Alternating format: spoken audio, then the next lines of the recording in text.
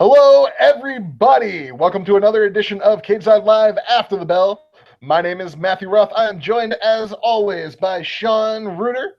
What up? This is the Cageside Live edition after Elimination Chamber, which was not really a pay-per-view. That it turned into a pay-per-view because it was the end of the free month of WWE Network, and they're like, we got to go out with a bang.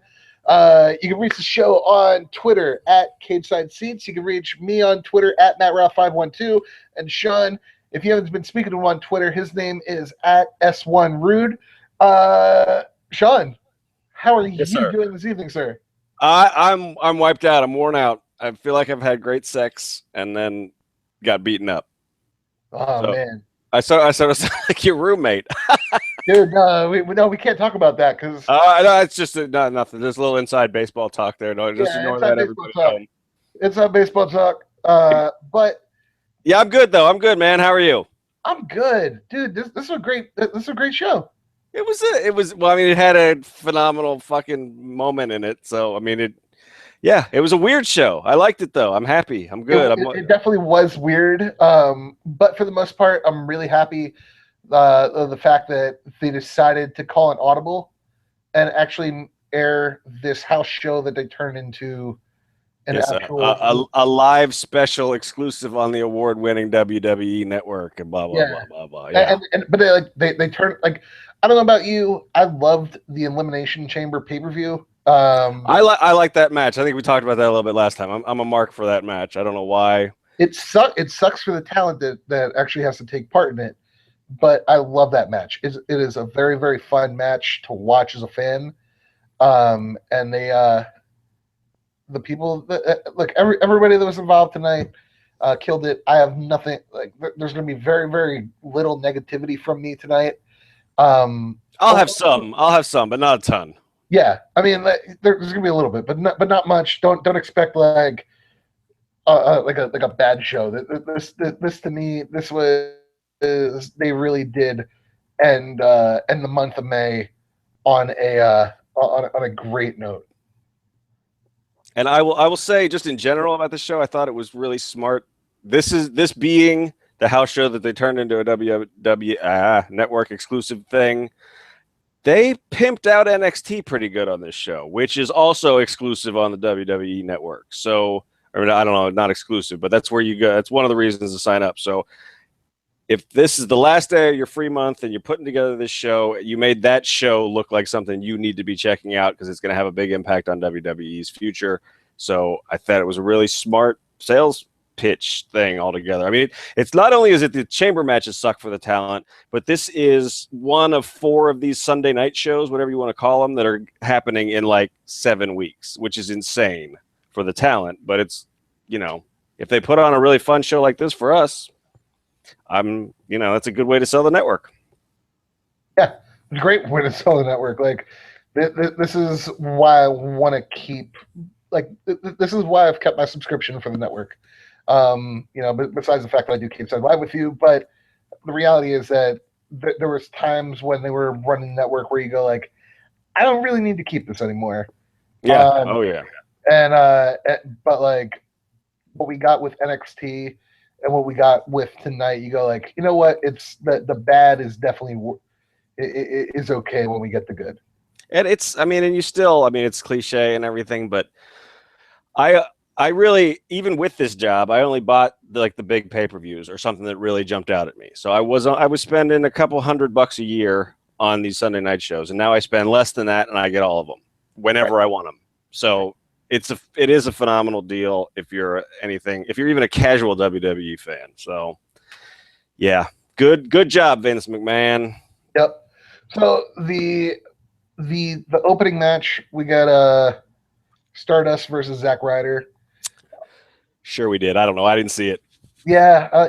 Look, this is the only thing I'm going to say. He's going to feud with Arrow, apparently. That's so dumb. I feel bad for Cody Rhodes because it seems like they, like the shit that he was doing with his brother was great. And by the shit that he was doing with his brother, I mean the tag team of the Dust Brothers or the Rhodes Brothers, whatever you want to call them. It was great. When they broke him apart this character is just not going to connect.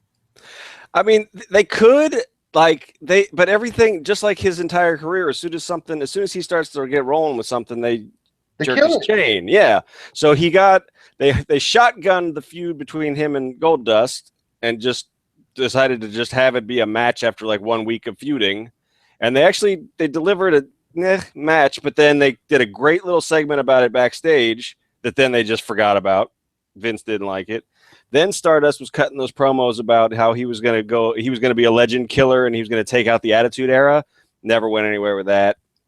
So whatever. I mean, now he's going to have to wrestle a Hollywood guy who apparently is a pretty good athlete and all that stuff, but that's ridiculous. Sean, have you watched Arrow at all? I have tried. I can't do it. I mean, the actor is clearly an athlete, so like.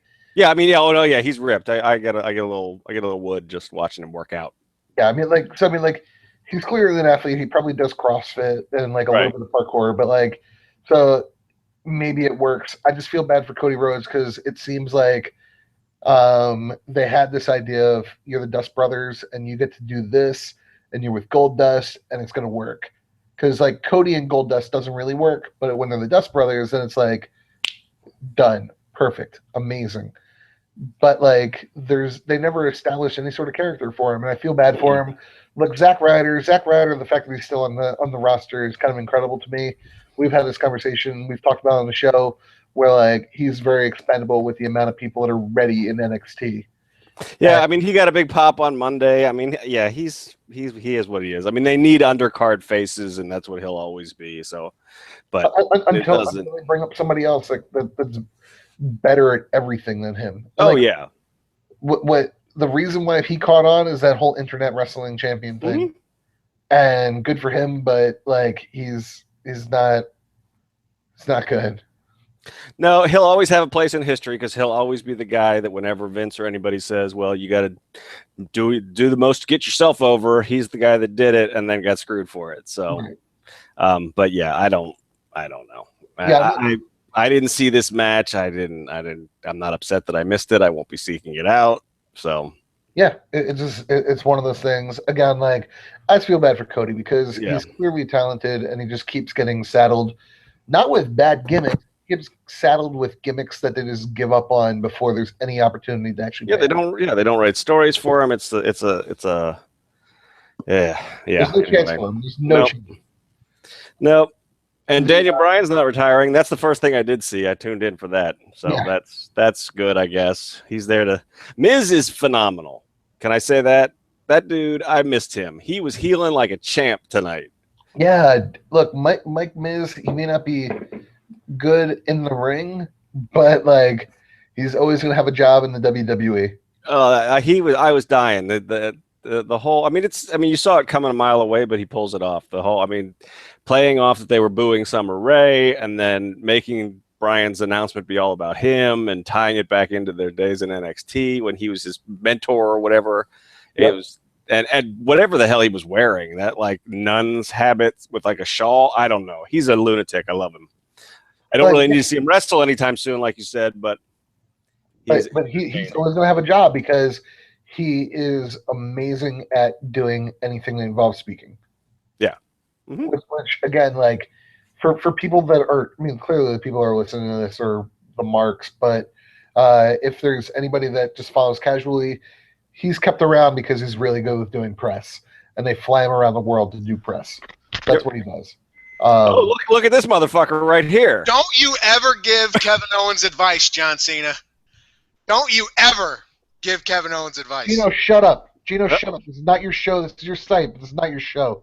Oh, he just disappeared. Yeah. I didn't do that. Gino, you shut up. Is that it? Is that the only thing he's going to do? All right. So anyway. Run in by Gino Morosco.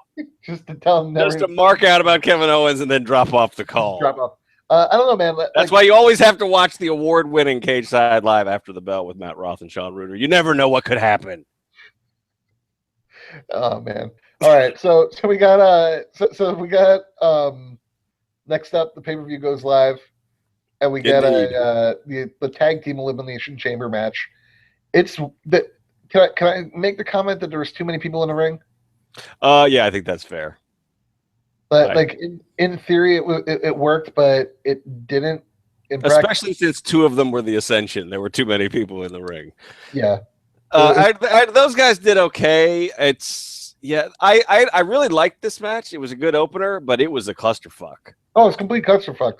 The cool spot, the biggest spot was the 7-person suplex.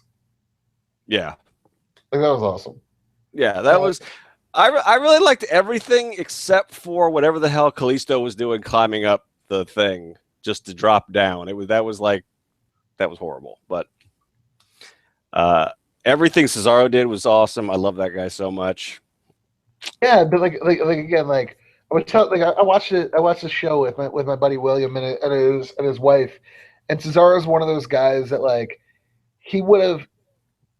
The only place in wrestling that he would have actually gotten over is like either old school AWA or like he would be U.S. champion in WCW and maybe world champion when like WCW fell off. Like he's never gonna be that person in the WWE. He's gonna be that for us. He's gonna be someone who's like special, but in Vince's eyes, he's never gonna get an opportunity to actually like carry a pay-per-view.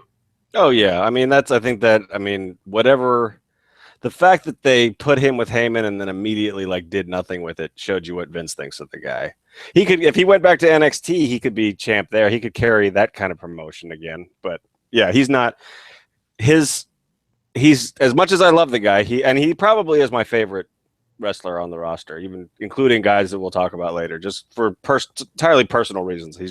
I just think he's cool and badass and blah, blah, blah. But yeah, you'd have to, he's limited on the mic in certain ways that you would have to really write a story around him and put him with people. He's always, even in ROH and stuff, he was with Chris Hero, he was with Sarah Del Rey. He needs people to play off of. And that's why he's doing great in this tag team with Kid and Natty. So yeah, he's not going to be WWE champ ever unless like everybody else gets arrested or something. So, but no, he's great in this role. I'm glad. I mean, those are legit tag teams. They took some steps tonight to making Primetime Players a legit tag team. Titus looks pretty good tonight, and I'll bash Titus everywhere I go about how bad he is in the ring, but he looks pretty good tonight. Titus looked great, and Darren Young, is legitimately looking good in the ring. Yeah. Another thing which I brought up with my friend is that like in any other sport, when you have like a guy that like the way that Darren Young came out like very, very publicly, like they would have pushed him to the moon. And it seems like the second that he came out, the WWE did like a couple of like Be a Star campaigns with him, and then like he disappeared completely. Yeah, I mean he got hurt, but yeah, even so, they came off the throttle with him. Yeah, completely off the throttle, and that sucks because Darren Young's really talented, and Titus they let them do all those promos on Raw and SmackDown where they were just making fun of the other tag teams, and I didn't understand why. I guess they're kind of pushing them now. And I mean, Titus he just won that Dad of the Year award. I mean, they're a PR dream, the two of them.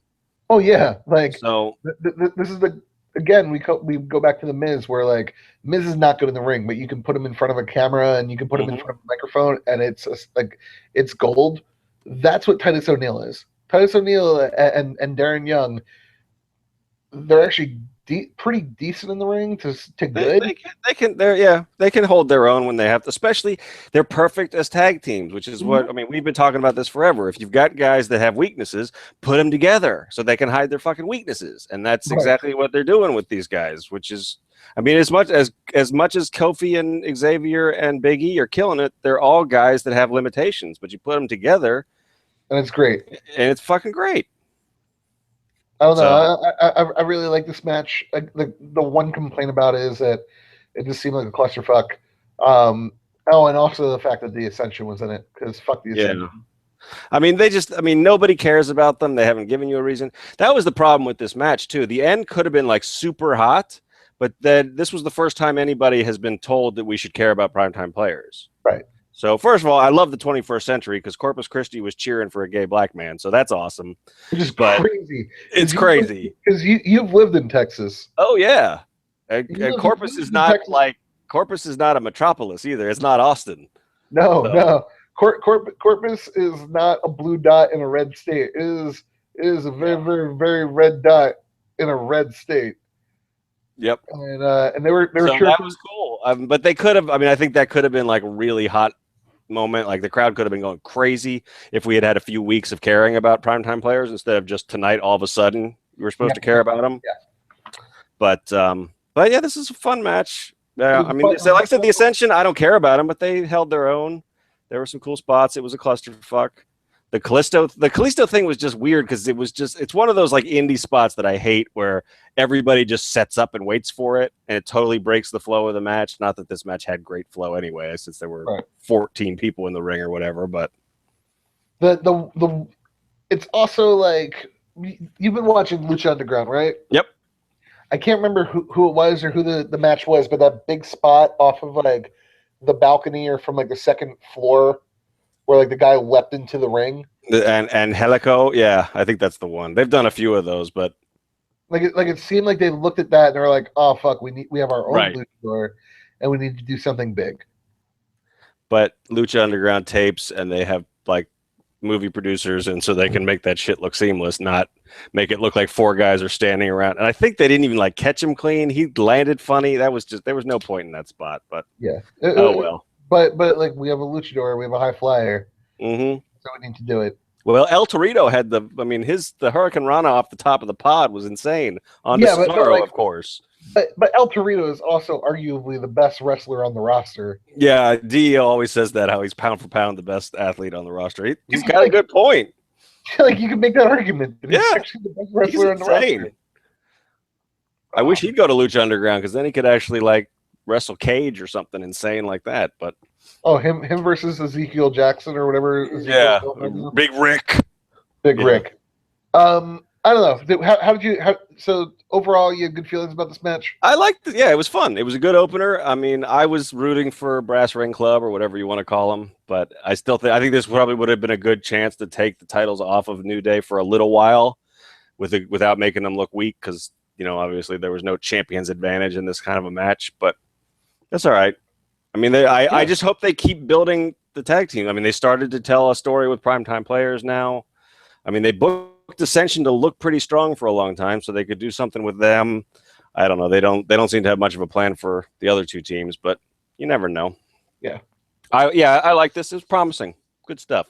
It was a good opening. Then we got the Divas match, which I'm gonna say this was the forgettable moment of the night for me. See, for me, this is how this whole card went, though. You had like either something really fun or really good, and then you had something that was like a fart. And this match, I don't care about any of their characters. It was sloppy. I'm pretty sure Paige got a concussion out of it. I mean, Nikki's come a long way. Naomi's a good, she's got a motor, but I don't know if she's got a lot of skills. This was just. That's my official review, everybody. Fart noise. Yeah. You can see in the show thread that there's a GIF of, I guess like a reverse Hurricanrana. Yeah, it was something. I don't know what it is, and Paige looks like it. The fact that Paige isn't hurt is a fucking miracle. Yeah. I don't know. Like I said, it looked to me like she was woozy, so I'm not sure. I'm not even ready to say she wasn't hurt. I mean, it was messed up. Yeah, like officially, we haven't gotten word that she's hurt, so that's where I'm gonna leave it at. I don't know. Like this was a forgettable match. It sucks because, again, we're coming off of Becky Lynch and Sasha Banks. Yeah, and so these guys, these ladies never had a chance, really. I mean, because that's one of the best women's matches that anyone's ever seen, and a match of the year candidate regardless of gender. So they were always going to be, judged against that. But this, even so, I mean, I could have been generous if this told a good story or anything. I mean, what's the point of Nikki's title reign now? I I was half expecting Brie to like attack her afterwards just to get some kind of a story going. I don't care. I don't care about any of these people. They're all just crazy chicks who backstab each other. That's really it. So, I don't Yep. know. Yeah. This was forgettable. I'm not going to give it a ranking. I'm not going to say anything. This was forgettable. I don't care. Yeah. Ditto. After that, we got the greatest match in the world ever in the history of wrestling, ever. It's the greatest Ever? forever. It's the greatest match ever. John Cena versus Kevin Owens. Kevin Owens beats John Cena.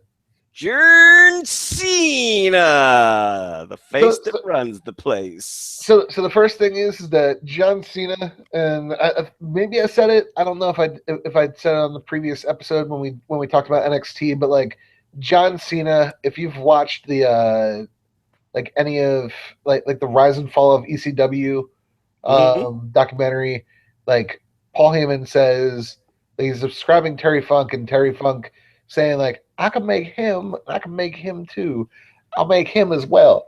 And that's basically what John Cena is doing right now. Like John Cena with the match with Sami Zayn, John Cena with Kevin Owens tonight. It seems like he's finally looking at it like we need to have a future for wrestling, and he's doing everything he can to make people look really fucking good. Yeah. And he's earning himself a lot of respect from like smarks and people like you and me in the process too, because that's always been one of the major knocks on him. I think only like the most outrageous Cena haters would say that he sucked in the ring, because he's got his limitations, but overall he can work a great match with almost anybody and any style. I mean, he doesn't sell after a match, but he sells within a match usually. I mean, it's not. There's a whole other argument about that because the WWE doesn't want their top babyface selling a lot. But anyway, he's getting rid of our big knock, which is that you didn't work with younger guys, you didn't put over younger guys. That's what this whole United States Championship run has been about. Is I'm gonna bust my ass making other people look good. And until tonight, that hadn't translated into a clean win for somebody. But holy shit, he did the job 1, 2, 3 for Kevin Owens tonight, which I didn't see coming. I didn't think they booked the match. I didn't think the match was set up that way. It was set up just like the Zayn match. It was like they were going to. It was turned up a notch, but they were both going to take each other to the limit, and then Cena was going to never give up and eventually get the pin. Except it didn't happen that way. It went the other way. It was glorious. Yeah, I'm like again, as you said, the thing with Cena, the big long time knock was that he just didn't get it, and that he always he didn't understand that sometimes you can't go over strong. Mm-hmm. Like you're versus 6 people. You can't. Right. You can't Everybody always brings up the Nexus story that Chris Jericho and Edge tell. Right. Yeah. And but like that's the knock against them, and like the Bray Wyatt shit is also a knock against them, but it's starting to seem like that's less John Cena and more Vince McMahon. Yeah. What going into this again? I'm going to start talking a little bit more like how I was talking with my buddy Will, or the one that was watching the show tonight with. And we were texting today, and in my mind, there was no way that they were going to let Kevin Owens take a clean loss. Mm-hmm. Triple H just loves the guy.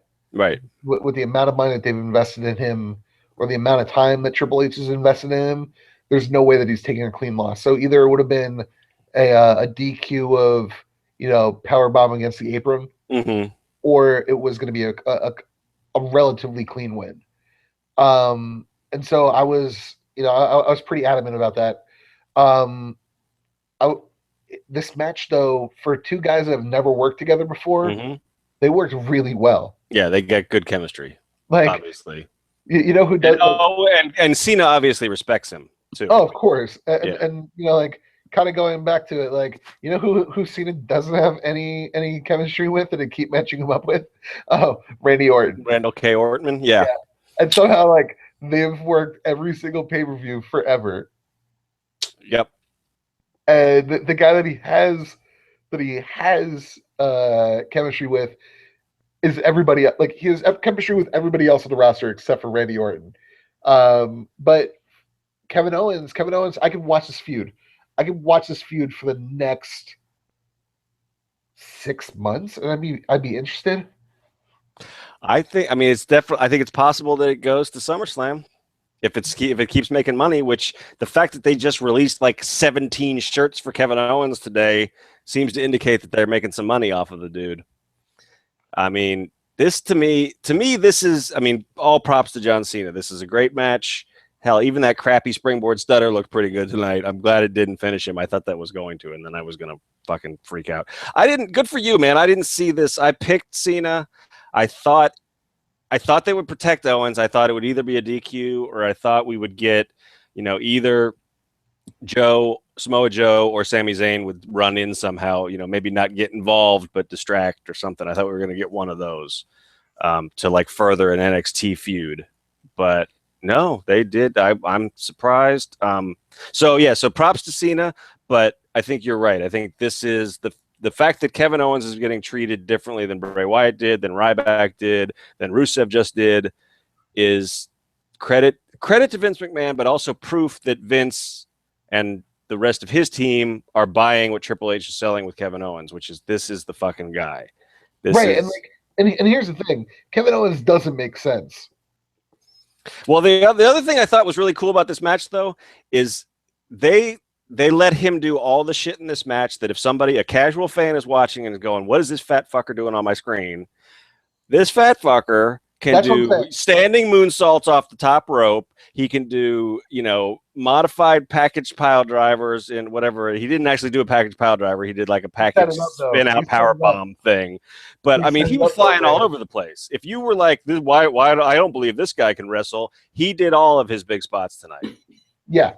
But that's what I'm saying. It doesn't make sense for the WWE because it's not like Yokozuna where he's so fucking fat that you go like, oh, he's a monster.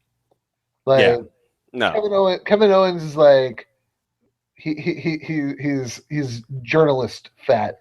He's kind of I'm sort of built like he's got a little bit bigger belly, but yeah, he's got better. I got chicken legs. He doesn't have that. But like Kevin Owens is like me. Like he's tubby, I'm tubby like Kevin Owens, or he's tubby like me, and it just doesn't make sense that he's not who you're like. That's gonna be the future heel. No, he's like. He looks like. He doesn't look like a pro athlete. He looks like a guy who's like a really good power forward in like a college intramural basketball team or something. He's like a Charles Barkley kind of a dude. That's like the closest pro athlete I can think of. Yo, also for real, he has a really shitty beard, which is also why I'm saying that Well, that's part of his look, though. I know the dude thinks of everything. So the fact that his beard looks like he's like a fucking child murderer is on purpose. He probably cuts it that way to make it look worse. Yeah, it's a patchy bad beard, but it worked for him. And so this is. I don't know. I'm just super, super hyped on this match. It was to me, it was at least in the top 10 for me WWE branded matches of the year. Maybe just because I love the fact that Kevin Owens won. Maybe it actually was that good, but for me, this was special because it's his debut on the main roster. And they didn't do what they typically do. And that's what I had to sit here and remind myself of. This is his first match. He's been on Raw and SmackDown the last couple of weeks, but this is his first main roster match. And he went, I don't know, I didn't get a time on it. I'm guessing 20, 25 minutes with John Cena and then went over clean. Nobody gets that. I was a big defender of the Sami Zayn match in terms of being special and a great moment, and I'm still a card-carrying Zaniac. But this is special. This is uncharted territory. Oh, completely. And kind of going back to what we've previously talked about, he seems to be someone that it works. Like he'll transition very well to the main roster because the way that they've built his character in NXT, and he can come in and he can be the same kind of like bully murderer kind of guy. Sami Zayn, I don't think translates as well. Well, it depends. I mean, if Bryan isn't around, Zayn can plug right into that undersized baby. You know, but he's never going to dominate the way you can write Owens to. And he's also not fucking undersized. No, he's not the way Bryan is. But in Vince McMahon's world, he's not. Yeah, I guess. He's got a regular body tone. Everybody else who's got his body type has to wear a T-shirt. Look at Rollins. Rollins is ripped, and Vince makes him wear a top. That's true. Half the time. I mean, Dolph Ziggler. Yeah. Mr. Ramen Head. I don't know. I love this match. It was great. I loved. Yeah, me too.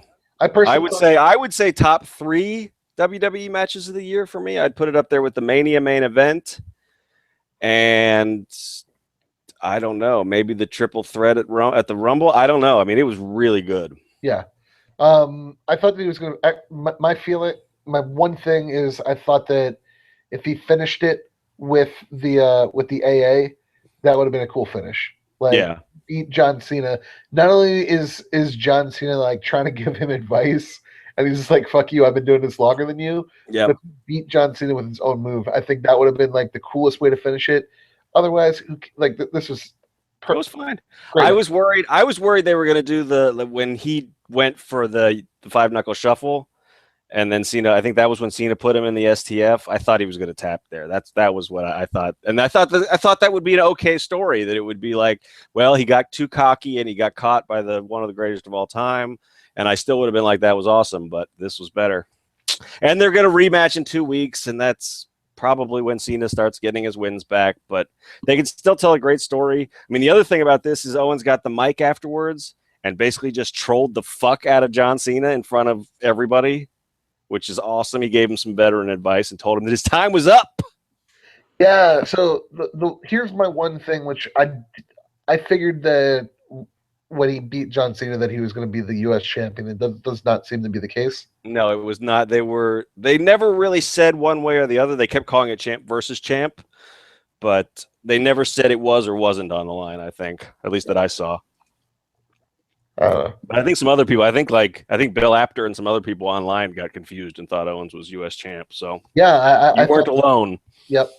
We go from this match into a very, very, very real cool-down match between Bo Dallas and Neville. I feel bad for Adrian Neville getting stuck with this match because, look, you know what? Bo Dallas, who was very, very fun in NXT, he's not a good wrestler, and Adrian Neville, I don't know, man. This was a cool-down match. Even if it was not a cool-down match, they actually had this amazing performance. They were never going to get over with after the Cena Kevin Owens match. Yeah, I mean, I thought Neville did a decent job of getting folks back into it. He probably did better than the second chamber match did, even just because some of his spots it's impossible to sit on your hands while they happen. Right. But yeah, I mean, sending Bo out to deliver that promo, and this was a tough sell. I mean, this is where they would usually stick the Divas. So I guess some credit to giving Divas a chance. They didn't screw them by making them follow that. But yeah, this was. I mean, I'll be honest. I had a hard time refocusing after the Owens thing. I mean, even all the way through to the main event, I was still thinking back to that match instead of paying complete attention to what was going on the screen. And this didn't really change that. I mean, it sucks because Neville seemed like he was on a pretty good roll, and this is obviously like a stalling tactic for him, this little feud with Bo. Again, I think it was kind of smart to call back to NXT, and the announcers did talk about the fact that they feuded in NXT, so maybe that's a reason to get people to keep paying for the network, go back and look at the archives. Right. Yeah. I don't know. Bo's put on some weight. I don't know what he's probably depressed. He's probably eating a lot, but I don't know. I don't know if it was muscle. He got rid of that goatee. Here's the thing, though. Again, this was supposed to be a house show. Yeah. True. So like, it's not like even there's a feud. It just they kind of just were like, oh, we got to figure out something. We Yep. got 2 weeks. Okay, these guys have worked together before. We can at least maybe harken back to a previous feud. That's really what it had to be. Yeah. Yep. I don't know. You're right. This was forgettable. Yeah, I mean, it both never guys. stood a chance. Like I said, I was impressed that Neville got the crowd to pop with, with some of his, the spots to the outside and all that stuff. But these guys were fucked. Yeah, completely. And again, like this could have been a 5-star match, and they never would have gotten over with it. Yeah, no, nope. And like you said, it's not going to be a 5-star match because I enjoy the hell out of Bo's shtick, but he's not that great a wrestler. Their matches in NXT weren't that great. I mean, no, they were all right. They were fine, but I mean, like the ladder match, they hardly used the ladder, and I don't know. That's a whole other topic. But yeah, that good for them for going out there, and but that's it. That's all I got on that one. Yeah. We got a backstage segment where Ambrose and Reigns are talking, and then Triple H comes in and he's like, "Hey, if Roman Reigns gets involved, you're disqualified," which obviously, because that's how DQs work. But it's cool that they're going back to what they fucking should have done in the first place. Yep. Just have Roman Reigns and Dean Ambrose actually being friends. Because, oh, wait, they were best friends. They were tag team partners. They're like part of a group. And neither of them turned on the other. So there's no reason for them for the past, almost year? Mm-hmm. Like, to not have each other's. It's so stupid. Especially when Ambrose is changed. I mean, because that's what was. I mean, and that contributed to why people turned on Reigns last year, because the character, his buddy, was going after the guy that stabbed him in the back, and Roman's walking around acting like he doesn't give a shit. Right. And we all, at some level, we all want to be marks, and that pissed off every mark out there. So they finally came to their senses, and both Ambrose and Reigns are more over as a result of it. Yep. So, and again, like this allows you to slow play Roman Reigns. Yep. And he's doing. I mean, it was weird that he didn't have a match on this show, but at least he was a storyline presence. But he's been, and he's been doing better in the ring as a result of not being in the center of everything. And yeah, because this is what they should have done last year. He's not the focus. Right. He can quietly and like away from everybody learn how to actually wrestle. Yeah. We got the Intercontinental Championship match. Mark Henry replaces Rusev. Sheamus, R-Truth, Ryback. Ziggler versus King Barrett is a starting match. Yes. There were some brutal spots in this match, man. I didn't like this match. This was my other negative of the night. So was a bummer for me because I went into this thinking, well, at least we get 2 chamber matches. But I thought this was another kind of. Yeah, it could have delivered. It didn't. There was the white noise on Ryback on the outside. On the metal grating. Oh, that looked brutal, man. Yeah. Like anytime, this is like the thing. So as a fan, I love this match. I love the Elimination Chamber because they always do something with to really make it special. Right. But you look at it like these are actual human beings, and like anytime that they take a bump on that grating, it's not a mattress. It's not the mat which has padding. That sucks getting like any kind of bump on that. And so like the white noise where there's kind of some momentum, that sucks. And that one, oh my God, that one spot sucks so much. I legitimately cringed. That's like the NXT. They finally replaced it at the last takeover, but the NXT ramp is made out of that stuff. That same like, I don't know. You see it. It's like venting on the sidewalk. Those the metal grates with the slats. It's like hitting a bunch of little tiny ladders. Oh yeah, I'm with you. That's a regular bump. Looks like it kills on that, but to get all that momentum, because that's a big dude. So you're coming from up high. His weight's coming down on you. Ow. Yeah. And the chamber, because I think they were both legit screw ups where Henry's pod broke early. And then, well, who was it? Somebody's didn't open. Was it? Pod wouldn't open. Yeah. I like the way that Henry's pod opened early, though. If it was a botch, Henry played it perfectly. I mean, that's why he's a vet he just rolled with it. He just came out and started decking dudes.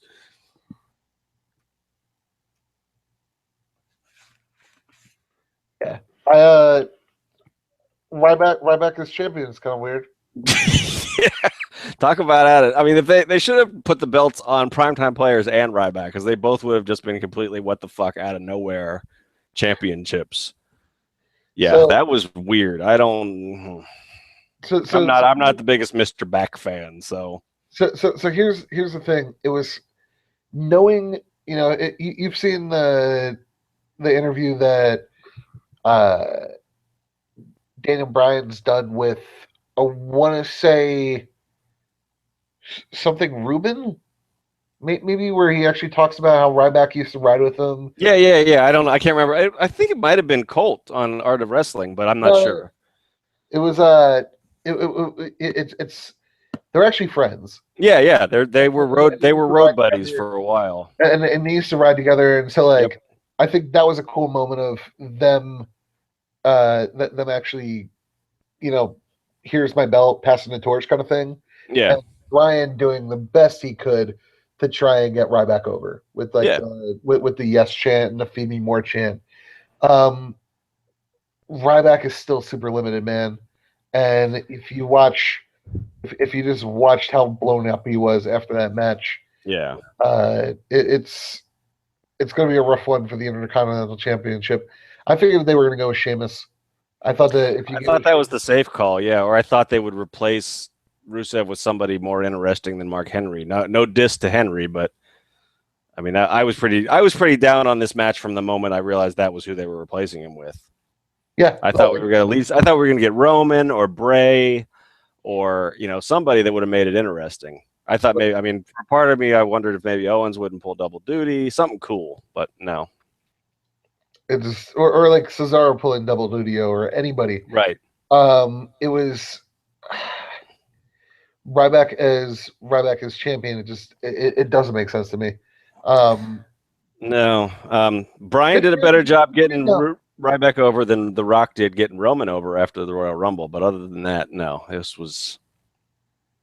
I like that Brian still calls him the Ryback. That's funny to me. But yep. other than that, this match was. I mean, I think there was nobody in there that was like really directing traffic. There wasn't a ring general in the ring. Somebody on Twitter, I can't remember who, I read somebody say that. And as soon as I read it, I was like, because they were just sort of, I mean, they were botching their finishers. And I mean, everybody was like falling down on their signature moves for a while. It was a mess.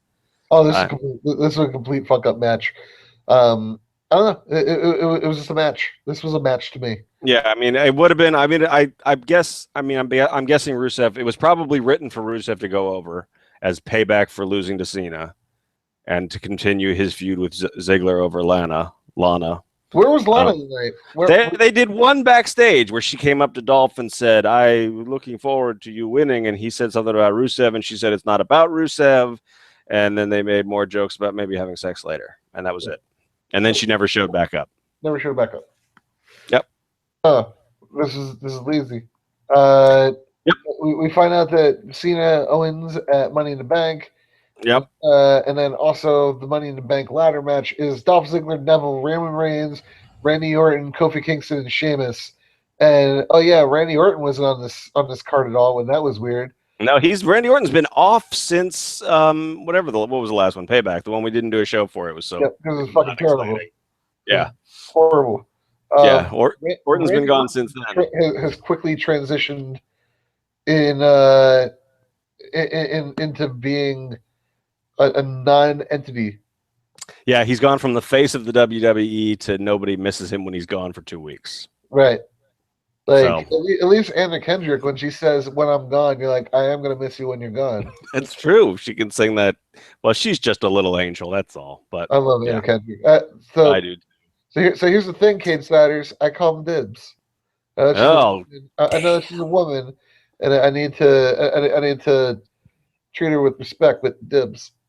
well, there, and that's it. I mean, when Matt Roth calls dibs on a I woman, got dibs. no one can turn down his charm. So all he has to do is meet Respect the Anna dibs. Kendrick Respect the dibs is what I'm saying. Respect the in dibs. Dunsville. Respect the dibs. All right, so my early predictions for Money in the Bank are Cena wins and Roman Reigns has the briefcase. That's my guess. Yep, Roman Reigns wins. I mean, I guess they can still they are still going to add people to that. I would imagine that's what 6 names or whatever. They probably get at least one or two more in there. But I don't see. I mean, I guess I'm guessing we're getting Ambrose versus Rollins rematch probably in 2 weeks also. Yep. I have a cat trying to make sweet love to me. Big Show's going to be in the ladder match. Kane's probably also going to be in the ladder match.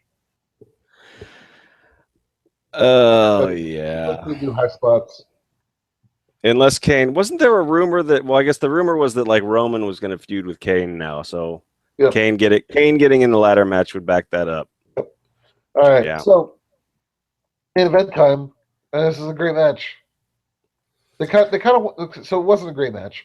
It was a good match that went to the well a little too many times in the same spot over and over again. Yes, that's fair. The other reason that I wasn't as into this match, well, one thing is that, like I said, the whole after Owens Cena, I had a hard time refocusing.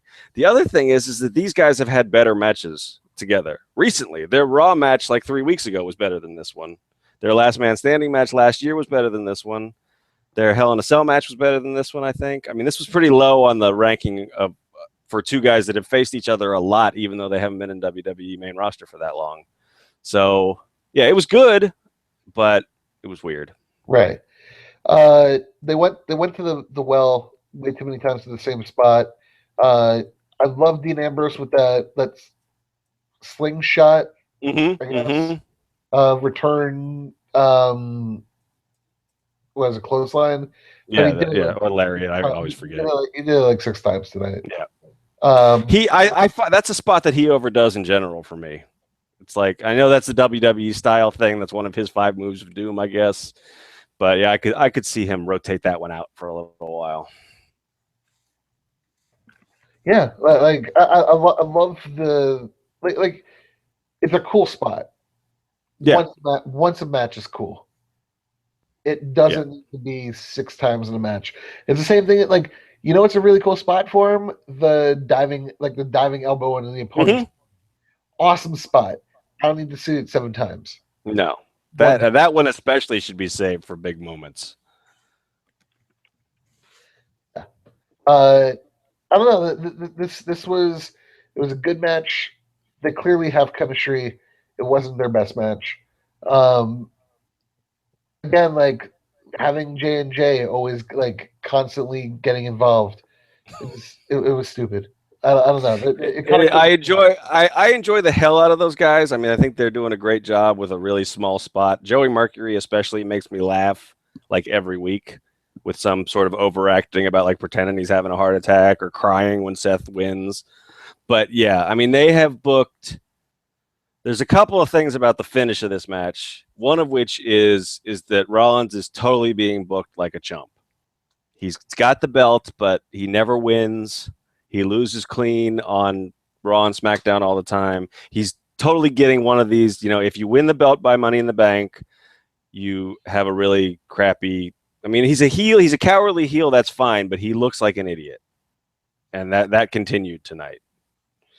So despite having this team of guys that screw up and that screw themselves, that get involved in every match and screw over his opponent, he still manages to either lose or tonight have the belt stolen from him, which is now part of Dean Ambrose's character. If he gets a belt in his possession, even if he doesn't legitimately win it, he will steal it from you.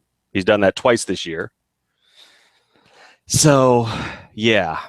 I'm not even that mad about the Dusty finish. I think it was done the way I saw it. I think it was done to test the crowd reaction in a town like Corpus to see how over Ambrose really is, and I think he got a really good pop. I think people were shocked. Nobody saw that and they played off the Dusty finish for like longer than they normally would, it looked like, maybe they were really going to give him the belt, and then of course they didn't. But so I think this was a good test run for him. I think they teased a Roman heel turn there, because I mean that wouldn't have been out of the question if they were going to turn him heel. He could have done it there at the end. So yeah, but it was not their best match, but a good match. And then just I don't know what the ending was all about, really. Yeah, it was not the best match. It was a good match. It was just one of those things where it just kind of was like, oh, you guys have so much potential, and you could be, and they can do a really good match. It just kind of got fucked up over and over again with the constant J&J security and all jumping on the, like, how many times are they going to jump on the apron before the referee's like does what a normal referee does and just says go to the back? Yeah, because that's how it normally that's how it normally works. Yep.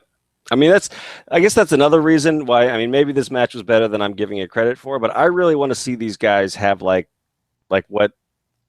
have a fucking death match that isn't full of schmozzery and run-ins and Bray Wyatt's magic lantern and everything else. I want to see these guys just go at each other, and that hasn't happened. I guess that's smart. They're teasing it off, I guess, but yeah, it doesn't feel like it's not worthy of them or something. I don't know. I'm not making a lot of sense, but to me, I mean, like I said, this show is all about that one match, and it was the third fucking match on the card. So everything after it sort of gets screwed. Yeah. It sucks that Dean Ambrose isn't champ. Yeah. Yeah, I mean although that I was thinking. I mean how weird would it be if Roman was the last guy in the Shield to get the belt? After all, great. I mean, it's technically true. I mean, yeah, I mean, I guess Dean Ambrose, he won tonight. He's taking it home. He took home the belt. He is the champion. As somebody in the show thread says, possession is 99% of the law. Yeah, 9/10 of the law. Yep. Yeah. You know what? But again, it's not a bad decision to say, you know what, Roman Reigns, you're clearly the future. Like we are still sold on you, but we're actually gonna give you time now. Mm-hmm. I think it's. Well, that's the other thing. I would watch a babyface versus babyface Roman Reigns versus Dean Ambrose feud if they decide to pull the trigger and put the belt on Dean, and then you could have, because Brock Lesnar's immediate feud when he comes back is against Rollins either way. Really, Brock's character is gonna want revenge on Seth even more than the belt, I think, but we'll see. I think that's probably smart because that keeps Brock away from the belt for a little while, and so yeah. I think they could do that. That would help make all of them if they actually did a run with Dean with the belt. It would kind of suck for Seth though, because like I said, I think he's been booked kind of weak, and then if his run is kind of short too, I don't know. But I think he can come back. I mean, the dude's super talented, so I don't know. Interesting times in the WWE. It really is, and you know, with news that Kevin Owens is now a full-time member, of the main roster. Yep. One, that's great news. It kind of sucks for NXT. Hopefully, they kind of work out a way for him to work both for the time being. At least until Sammy comes back. Right. It also sucks that like Sami Zayn's been down there for what, 3 years now? Maybe 2. Yeah, I don't know. It's been a long time. Yeah. It's been a while, and like he's just as ready as Kevin Owens. Well, that's the rumor is that this spot was meant for Sammy, but he got hurt. That they were going to write Sammy off a takeover, feud Kevin with Joe, and Sammy was coming up full time. So just like Rusev's injury sucks, just like Tommy's injury sucks because he was getting lined up to face Owens too. I mean the timing of the injuries really sucks for some of these dudes, but yeah. The good thing for Sammy is as long as Owens is successful on the main roster, he's got a built-in storyline to debut with. So constantly. he's gonna be fine. Yeah. What do you do with like a guy like Finn Balor? I think this is good for Finn because for me, as great as he is in the ring and as amazing as that entrance is, they've got to build a character around it, especially if he's going to survive on the main roster. So this gives him time to try to. I mean, I put the belt on him somehow. I would probably do something that makes Owens still look strong, like maybe have Joe, like Owens try to walk out on his championship match with Balor, have Joe come in and like kick his ass and throw him back in, and then have Balor hit the coup de grace and take the belt so that Owens looks super strong. But let Balor try to, carry that show for a while because somebody's going to have to do it with Sammy out and Owens going up.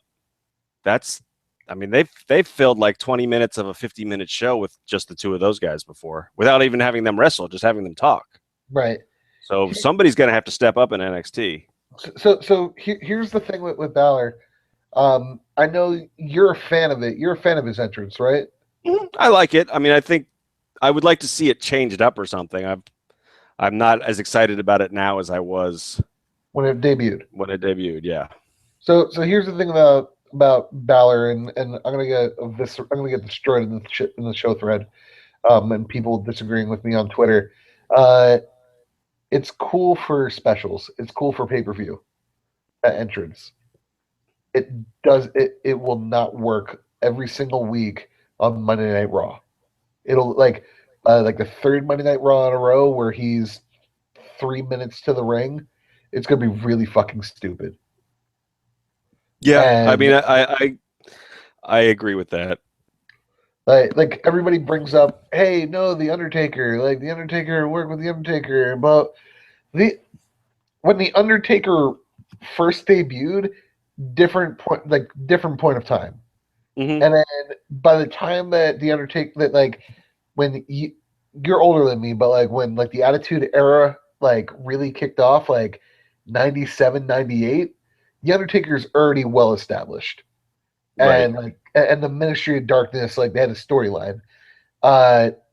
Finn Balor, if he's debuting and they give him like this 2-minute long entrance, and it's every single week on Raw, it's 2 minutes, and not face paint, like literally just him not painted, no like weird headdress or anything like that, and he just walks down and he's doing these weird dance moves.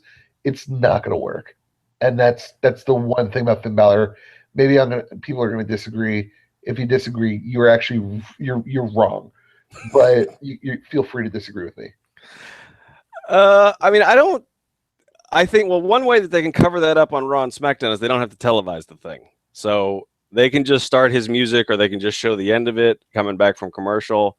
I agree with you, though. I think in one way, the entrance and especially the paint puts them they have to have a story to explain that, because otherwise, why doesn't he wear the paint all the time? Because he never loses with the paint. Like, so as soon as you see him show up painted, he's going to win that match. Until they either have him lose one where he's painted, or they come up with a story, which I've seen a lot of people fan posting and, tweeting about it, that, you just say the demon gets the best of him. It's a little supernatural angle, just like Taker. And, that's a good story. And then that becomes interesting, like him fighting his inner demon and blah, blah, blah, blah, blah.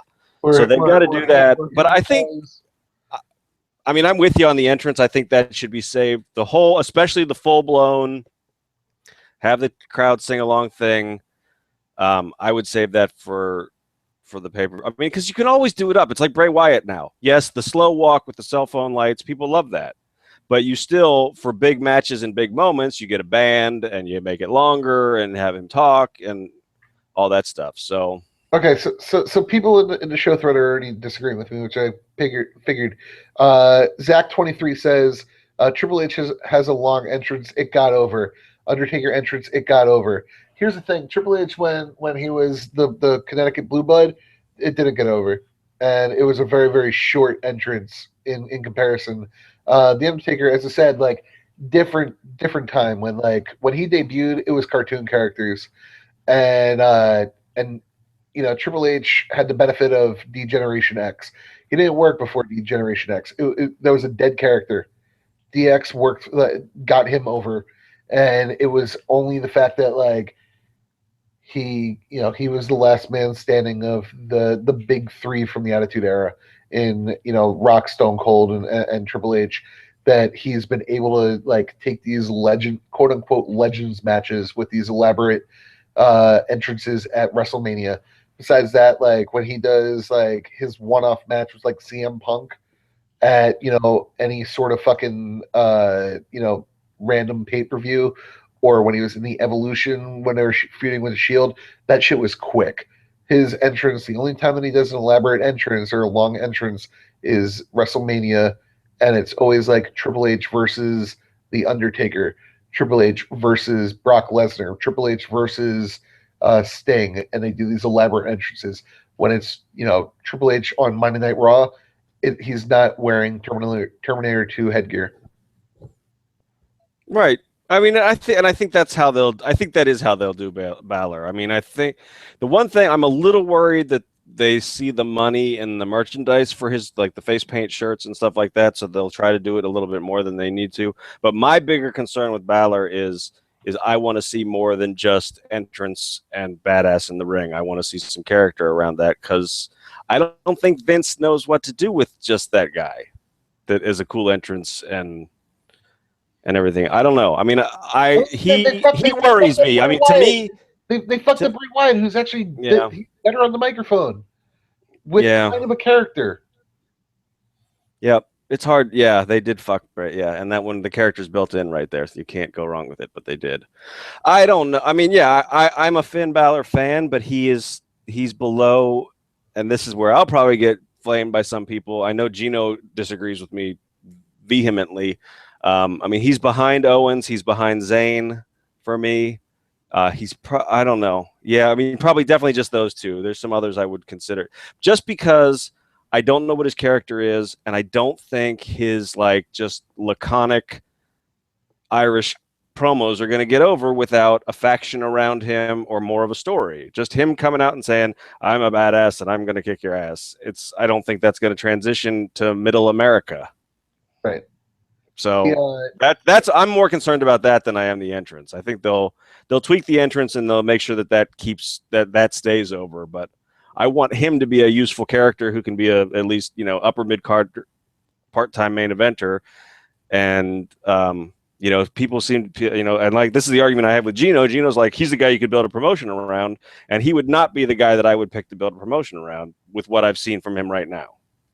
And here's the thing, I'm not saying he's not going to get over, because you know what, he will get over. He will be a future star for the company. There's no doubt in my mind for it. At this time though, currently, like Sunday for me, it's Sunday, May 31st at 11:22 p.m. As of this moment, Finn Balor does not work in the WWE. They have to do some tweaking. He needs to build a character. He needs to get better on the microphone, because all he is right now is a handsome Irish English guy that is really, really good in the ring. I know he's Irish, not English, but he's a handsome man that's good in the ring, that wears face paint occasionally and has a really, really elaborate walkout. That's it. But he's not great on the microphone. He has no discernible character. I will go a couple things. I mean, Reverend Kane basically is right on as usual. That's why I hang out with that guy. Not just virtually. That's why I fucks with him. I love you, Reverend. Finn Balor as singles wrestler is definitely lagging behind, but Finn Balor, evil mastermind of the Balor Club. Exactly. I need that story, though. They got to give it to me. And the fact that they haven't given it to me in NXT makes me nervous, because that's usually where they are better at telling the stories. They got more time. They got more control, blah, blah, blah. And Michael T1 said, compare Zayn's character to Finn's. Sammy's got a character. I mean, he's a underdog, but he's also got a little bit of an edge. He's not afraid to get some digs in on his friends. He's like Neville, like Owens, like Zayn. All those guys in NXT they're like shades of gray along the face heel spectrum. They've got some interesting things to them. With Balor, we haven't gotten that yet. We've got that he says the demon a lot. So I don't know what that means. I can fantasy book in my head what that might mean, but they haven't told me that. So right. They haven't explained what he is. All they did is this past NXT with that giant eye painted on his back. They go, "Oh, that's the Eye of Balor." Right. What is it?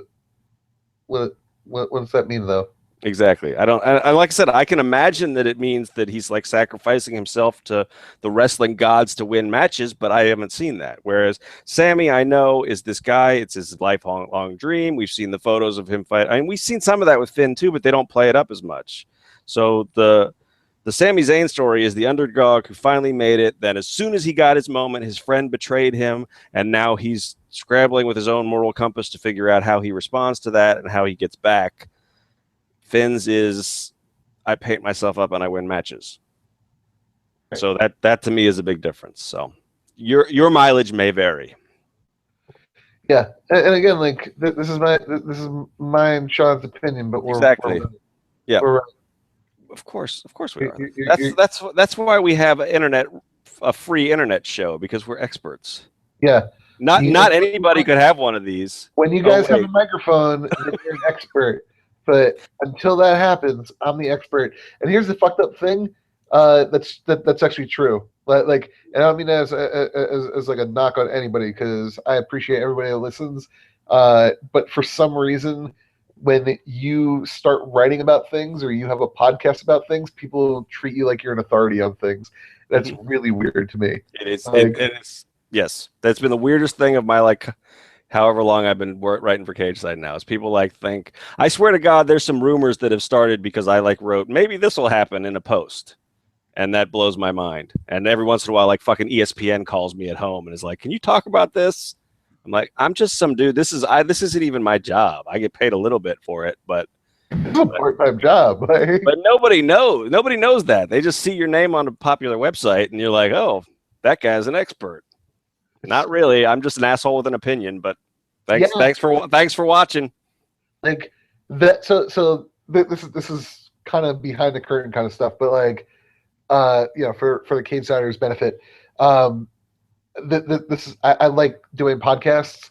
I'm not an expert on anything, but occasionally, occasionally I get ESPN radio. Yep.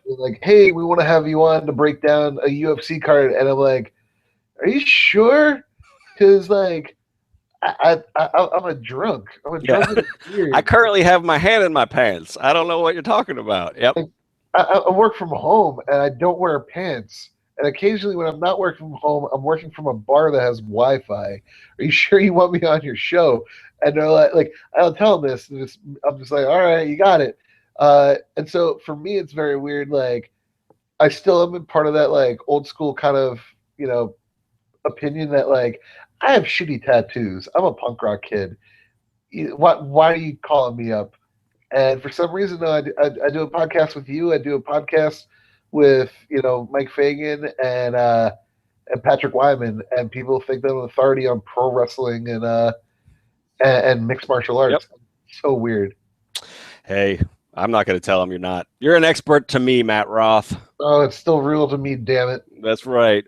All right, I got to go write a preview for tomorrow. So and then I got to get up and go to my real job that pays the bills. So that pays the bills. Yep. Right. So thanks for listening, everybody. Thank you, guys. Fight Owens, fight. Talk Roth, talk.